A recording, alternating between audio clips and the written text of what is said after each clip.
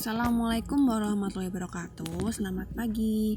Nah, di kesempatan kali ini kita akan belajar bersama di bab 1 di semester kedua ini. Kalian sudah memasuki bab pengolahan. Lebih tepatnya, kalian akan mengolah bahan seperti serealia, kacang-kacangan, dan umbi-umbian.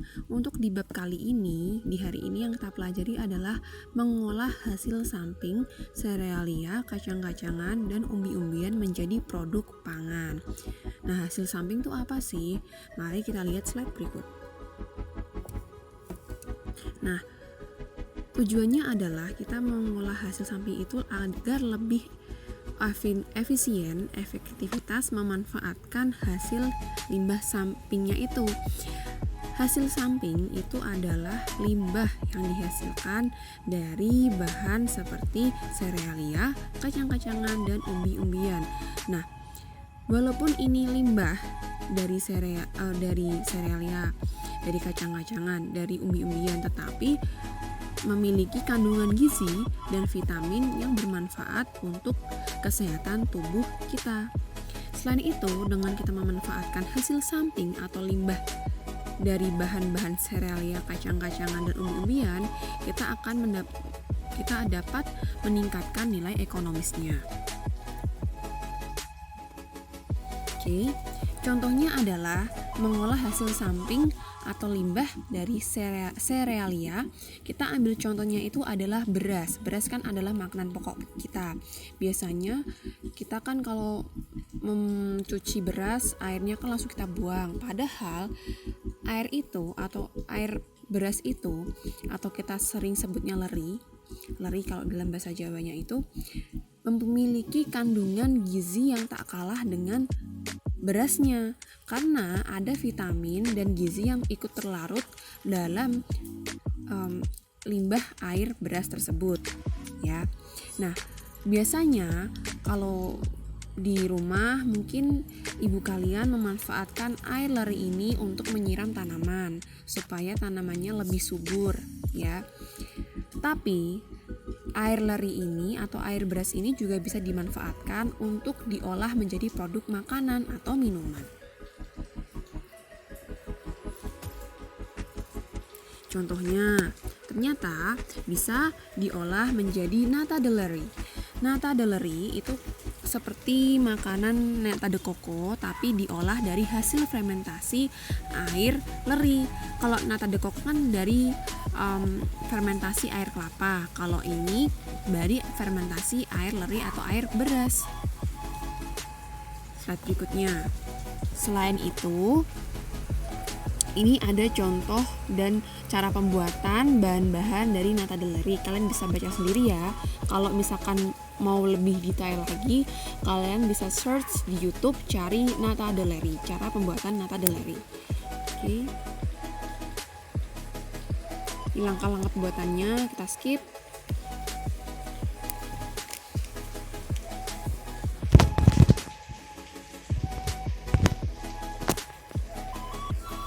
Oke, kita lanjutkan. Nah, selain dibuat nata de leri, bisa dibuat juga yogurt de leri. Nah, yogurt itu kan merupakan susu yang dihasilkan dan difermentasikan menjadi bakteri, ya. Nah, yogurt ini biasanya terbuat dari bahan seperti jenis susu, seperti susu sapi, susu kambing, bahkan juga bisa menggunakan susu kedelai. Ya, kedelai ya, dari kacang kedelai. Tetapi yogurt ini bisa dibuat juga dari bahan hasil air cucian beras atau leri. Nah, ini ada pengolahan hasil samping dari yogurt leri. Kalian bisa baca sendiri. Kalau lebih lengkapnya kalian bisa cari di YouTube, yaitu ketik saja search yogurt leri. Nah, skip. Nah, tadi kan kita bahas mengolah hasil samping atau limbah dari produk serealia. Kita ambil contohnya kan air cucian beras atau leri. Sekarang kita akan belajar mengolah hasil samping kacang-kacangan. Kita ambil contohnya itu adalah toge atau kecambah. kecambah ini biasanya kan ada kulitnya. Nah, kulit yang hijau-hijau itu ternyata bisa dimanfaatkan karena memiliki gizi dan kandungan yang bagus untuk kesehatan. Nah, selain itu, contohnya lagi adalah kacang kedelai itu kan bisa dibuat menjadi tempe dan juga tahu. Nah, dalam pembuatan tahu itu pasti ada yang namanya limbahnya. Limbahnya berupa apa? Ampas tahu dan juga air dari tahu tersebut. Nah, ampas tahu ini ternyata bisa dimanfaatkan. Nah, karena apa? Memiliki kandungan gizi yang sangat tinggi sekali. Seperti kalian lihat di tabel, ada energi, protein, lemak, karbohidrat, mineral, kalsium, fosfor, zat besi, vitamin E dan vitamin B. Ya, kalian bisa lihat sendiri di sini. Nah, selain itu, kalau di peternakan biasanya ampas tahu juga bisa dimanfaatkan menjadi pakan ternak untuk sapi, untuk kambing juga, dan untuk kerbau. Lanjutkan slide berikutnya, yaitu selain itu kan tadi kan saya bilang bisa dibuat menjadi pakan ternak, tetapi ampas tahu juga bisa dibuat menjadi makanan yang enak dan juga renyah. Contohnya adalah kerupuk ampas tahu. Kalian bisa lihat sendiri di YouTube cara pembuatannya, atau enggak kalian kalau penasaran bentuknya seperti apa bisa search di Google kerupuk ampas tahu. Ini pengolahan hasil samping kacang-kacangan. Ini bukan samping ya. Oke, selain itu kita masuk ke hasil mengolah kacang-kacangan yang diolah menjadi nata de soya. Soya itu apa? Soya kan nama Latin dari kacang kedelai. Nah, kacang kedelai ini dapat juga air dari pembuatan tahu kan terbuat dari kedelai ya. Nah, air dari pembuatan tahu ini, ampas tahu ini bisa dimanfaatkan menjadi nata de soya. Tidak hanya nata de leria yang terbuat dari air beras, ternyata air dari limbah pembuatan tahu ini bisa dibuat menjadi nata de soya. Ini ada bahan-bahannya. Tinggal pokoknya kalau pembuatan seperti nata de soya, nata de coco, tadi ada nata de leria, terus yogurt itu menggunakan bakteri khusus yang bisa memicu fermentasi dan menghasilkan nata atau yogurt tersebut. Nah, ini ada cara-cara proses pembuatannya. Kalau kalian kepo dan ingin lihat lebih lengkapnya, cari aja di YouTube ya.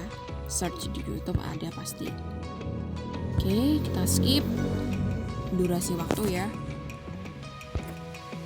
Nah, tadi kita bahas kacang-kacangan, serealia. Sekarang kita masuk ke mengolah hasil samping umbi-umbian. Memanfaatkan kulit kentang dibuat keripik ternyata bisa. Tidak hanya kentangnya saja, isiannya saja, tapi kulit kentangnya juga bisa dimanfaatkan. Selain itu, kalau sekarang sudah banyak ya yang namanya keripik kulit singkong. Jadi kulit singkongnya itu, yang bagian tipisnya itu, yang agak keras itu, ini ya, bagian dalam kulitnya itu bisa dimanfaatkan menjadi keripik yang gurih, dan setahu saya sih diolah menjadi keripik yang gurih, manis, dan pedas. Warnanya merah seperti itu. Oke.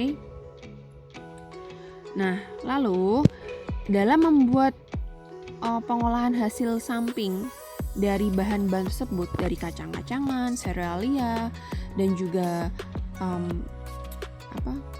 kacang-kacangan, serealia itu, dan umbi-umbian. Nah, itu pasti memerlukan teknik khusus, teknik pengolahan hasil pangan serealia, kacang-kacangan, dan umbi-umbian itu pasti punya teknik yang khusus. Yang pertama itu ada teknik pengolahan pangan panas basah atau moist heat cooking. Nah, kalau yang kedua itu teknik pengolahan makanan yang bersifat kering atau dry heat cooking. Ini maaf ya tulisannya salah. Harusnya bukan moist heat cooking yang kedua ini, kan panas kering, berarti dry heat cooking ya. DRY HEAT COOKING K. Try hate cooking ya. Oke, sampai di sini materi kita. Berarti di minggu depan kita sudah memasuki bab mempelajari teknik pengolahan dari pangan serealia, kacang-kacangan, dan umbi-umbian secara lebih lengkap ya. Nah, sekarang kita skip lagi, masih ada materinya, materi berikutnya.